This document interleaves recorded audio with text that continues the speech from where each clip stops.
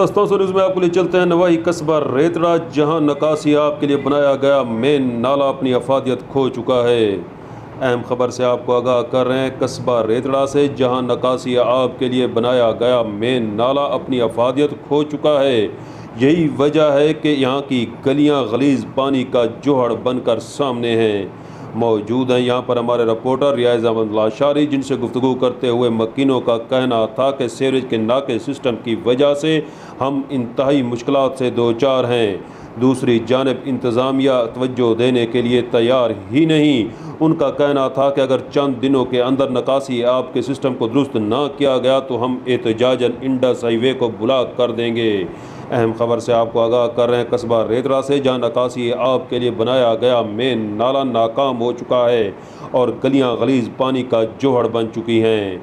रियाज अहमद लाशारी के साथ सुहेल शहजाद, तस्तों न्यूज़ रेतड़ा।